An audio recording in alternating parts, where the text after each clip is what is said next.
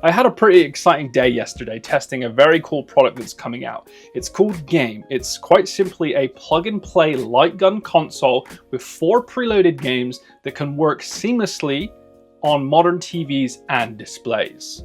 We've seen this in the past, but this console is slightly different, whereas it's quite easily able to be set up in 20 seconds flat and requires no annoying borders around your display or physical cameras on your TV to work. It quite literally works as soon as you set it up straight out of the box. Now, again, I only spent a day with it. This is not technically a full review, but I got enough experience to kind of get to grips with it and to understand how this is going to perform in this retro gaming niche / market that we're in. The console itself is a black box inspired by a PlayStation 1 game case. At the front comes with 2 USB-C ports, a power on button and a reset button, and you simply plug this into some power and your HDMI port at the back of your TV, and after a small setup process and a calibration process, you're ready to go and ready to play games like Point Blank and Time Crisis within seconds of pulling it out of the box. And that's what's special. Families and gamers don't want a long setup process, and this eliminates that. And you may be wondering, Brandon, how accurate and what is the calibration process? So as soon as you open it up out of the box and you turn it on, you'll be greeted with a small demo and a calibration setting that is required to do on every boot. You simply shoot 8 different locations on the screen to calibrate the gun. And the way it works is that the gun uses a camera and a built-in AI system on the Linux internals that uses an AI that has been trained on thousands of different TVs to increase the accuracy of this light gun. And after speaking with the team, they basically said if it wasn't for AI and the way it learns and discovers new TVs throughout different firmware updates, this is the reason that they can bring this onto the market now at an affordable rate. It would not be possible without that AI technology. The gun itself takes a lot of inspiration from this one, which was actually designed by Bandai Namco back in 1997. And Gaime, which is partnered with Bandai Namco on this product because it's technically a Time Crisis console. That's the package here. You're buying a light gun and Time Crisis, but you're also getting Point Blank and Steel Gunner 1 and 2 in this package. Now, quickly, before I get onto the actual gameplay and the light gun, there's 3 tiers here. There's 3 packages which are up for grabs on Kickstarter. This is where it gets a little confusing, but bear with me. There's a basic tier which comes with just Time Crisis and just 1 gun. I don't like this because it's £99 for 1 gun and 1 game. And because this console does not have Wi-Fi, there's no way of actually upgrading or buying the extra games once you buy this basic tier. I wonder if this is just the classic marketing tactic of making a not so good product so that everyone upgrades to the ultimate and premium tier, which I advise actually doing because the premium ultimate tier come with all 4 games, and it even comes with an extra light gun and a foot pedal if you want it. So I would advise ignoring the basic tier and jumping straight to the premium or ultimate tier, which ranges from $150 to £200 US dollars. Back to the light gun design, they did say this was designed from scratch, and I'm a bit hesitant there because I brought the actual Bandai Namco light gun from back in the day, and there is a lot of resemblance. I'm guessing that they took a bunch of inspiration from it and maybe even collaborated with some of the old design files of this gun because there are so many similarities, and I love that. I think this would have looked a little awkward or a little cheap if they kind of went down the route of a whole different gun design, because this is so nostalgic, and because Bandai Namco have the rights to this design, it just makes sense that they collaborated on it to create a retro product. There are buttons on the side, just like this one here. You have your A/B button on either side to get through menus and so on. You have an insert coin button, which is used to insert coin and add a new game or add a new life in certain game. And there's also a pause button, which opens up a custom-made menu for this Android OS that offers the opportunity to pause, to skip, to jump back to the game menu, and so on. And there's also a button to turn off recoil. The recoil was pretty good. It wasn't over-exaggerated in any way. It was, you know, a little bit of an aggressive vibration. There's no recoil in the actual top part of the gun, which you see on some arcade games, but the recoil was there. Was it impressive? It didn't blow me away, but it was there, and it was mandatory for the gaming experience to be delightful and nostalgic. They've also kept to the similar weight as well, and the trigger is also very, very similar, which I like. This one has a very firm trigger, which is good, but it also allows you to spam it and to hold it should you want to pray and spray. Pray and spray, spray and pray in certain games like Still Gunner. So I'm very happy with the controller. It's built very well, and that's because the company behind this, Tasai, which I think I'm maybe pronouncing it wrong, actually has a history of manufacturing for other gaming brands and gaming clients. So this is their first product that they are making and launching themselves to consumers. And that shows because the build quality is superb in not only the light gun, but also the console too.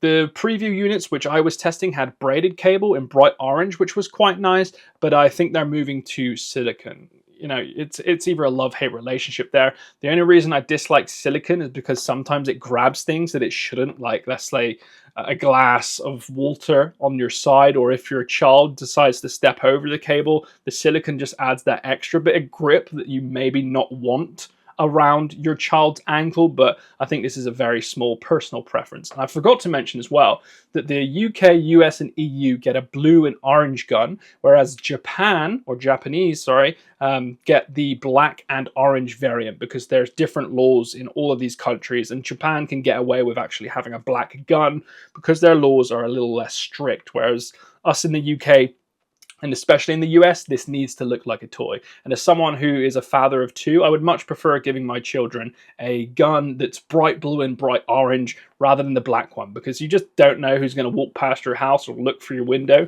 and your kid's there with a black gun. You know, so going down the bright blue route, thumbs up from me as a dad.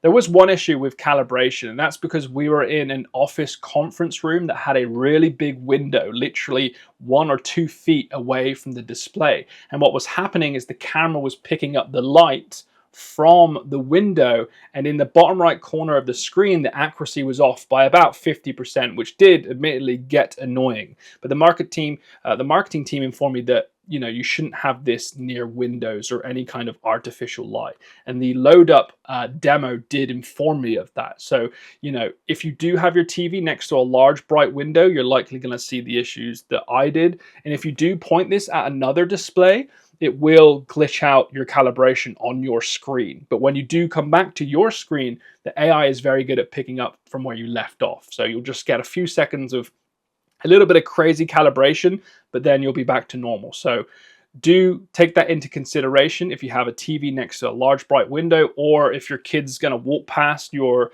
light gun with an iPad, you may get a little bit of glitching and then it comes back to normal. That aside, the gaming experience was remarkable and incredibly nostalgic. Having this in your living room and playing with your kids and friends in a plug-and-play nature that can be, turned on and in 20 seconds you're jumping into Time Crisis is why I fell in love with this product. The main menu is super simple. You have your 4 games on the display alongside a setting tabs. If you go into the setting tabs, you can increase difficulty. You can change the flash intensity. And if you want, you can even add guidance or like a guiding cursor from where you're aiming in Time Crisis, which is quite nice. The Steel Gunner games have this already, but it's nice to be able to choose if you want that on Time Crisis. So jumping into the game, because this doesn't run on emulation, the games are actually preloaded and have the APK files on the console. The gaming experience was remarkable. There was no issues in terms of the quality and the colors of the upscaled 1080p games, and the audio was perfect too. So there was no issues in terms of the actual game quality here, which I was hesitant about because I was wondering if they were using some form of emulation here, but they were not in fact doing that. Once you've got your calibration sorted, the accuracy again is a lot of fun. The gun mechanic matched with these old school nostalgic games is incredibly fluid. It's very, very natural. And the fact that they've gone close to the design of the old PlayStation 1 light gun here, I absolutely love. It felt natural in the hand. It's like all those core memories from me and my brother playing Point Blank came back to me, and I was absolutely smashing it. The games were just a whole bunch of fun. So Time Crisis was actually only single player, and that was good for those that wanted to kind of get to the levels that they couldn't in arcades because it cost an absolute fortune to do so. Here you just press a button and insert an unlimited amount of coins and you're going to get to pretty much the end in no time at all. And it comes with a foot pedal, which was quite nice. It was a very sturdy plastic, and me being a 100-kilogram Neanderthal, I was pretty comfortable pressing and standing on this foot stand without, worrying about if I'm going to break it or not. So it was a good quality foot stand that made games like Time Crisis that a little bit more authentic. Games like Point Blank, Steel Gunner, and Steel Gunner 2 were an absolute pleasure to play on with Tom, and I do believe that's where the magic is. And that's why I have a little bit of annoyance with the basic tier just being a single-player game without the foot stand. It just feels like a package that shouldn't exist. Where the magic happens is getting the second light gun and playing this with friends and family, because Point Blank and Steel Gunner are just very, very... So Point Blank is quite a competitive game, whereas Steel Gunner is a very collaborative game. So you've got the chance to go between competitive and collaborative depending on which family member you love more. So in terms of the choices of games, I'm very happy with what they picked. However, there is going to be this period where people buy this, they're going to thoroughly enjoy it, and then they want more. And because there is no built-in Wi-Fi and no way to update this on the, over the air, this is it. You are stuck with those 4 games. And I wonder why they did this. And I really hope they don't launch a new product in like a year or two's time that comes with a bunch more games, because the only way you can now get those games if they do release a new product is by buying a whole new console. And this is why, again, the basic tier is just annoying. Because if I was a little bit hesitant, I didn't have a big budget, I paid £100 for the basic tier, but I'm like, wow, I really love this. I want those other games. I actually have to buy the whole other product for £150 to get access to the 3 other games. They should have installed Wi-Fi so that I can update over the air. You currently have to install an Android or iOS app and then plug your phone into the console to update it. It feels very 2010. And I don't know why they're doing this, and I hope it's not greed. And I just wish they installed or created a Wi-Fi chip in here that gives users access to a potential marketplace. Because the opportunity there for Game to launch new games in their marketplace for people to download digitally and make money is an opportunity there. And I wish they had that, because I want other games to come out. Like Time Crisis 2 would be a great 2-player Time Crisis game, but it's just not on here. But maybe it would in the future if we had Wi-Fi, which is my biggest issue. But if you could put that aside and you're quite happy with just 4 games and 2 light guns, this is a remarkably fun, incredibly nostalgic product that has made light gun gaming in the average living room possible and easy. And that's why I think this is, I was going to say, going to be a huge success, is already a big success, getting a funding of over £600,000 on their Kickstarter campaign, and is why it's becoming a reality. People want ease and they want good quality gaming. And because the company behind this has a long history of making products, they have nailed the build quality down to a T. And the console itself is very, very small. It's not going to take up a bunch of space. So I am very excited about this product coming to fruition. It's a great first product from Tassai, if I'm saying that right, but there are areas of growth that I want to see in future products like Wi-Fi. It's 2025. It should have had Wi-Fi. Like, come on. There's plenty of business opportunity there as well, but I just don't know if it's them being greedy. And I hope not, because the marketing team were lovely and I didn't get that sense. But I hope they just don't release a product in a year or 2 that's new, has more games, and so on.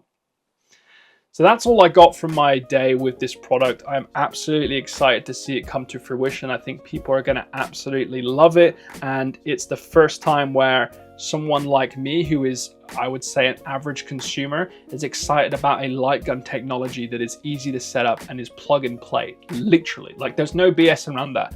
It is plug and play and it is enjoyable straight out of the box once calibrated. Just don't put it near a big window because you might get some calibration issues there. But overall, really solid product. Happy to see it come to life and happy that it's got a bunch of funding too.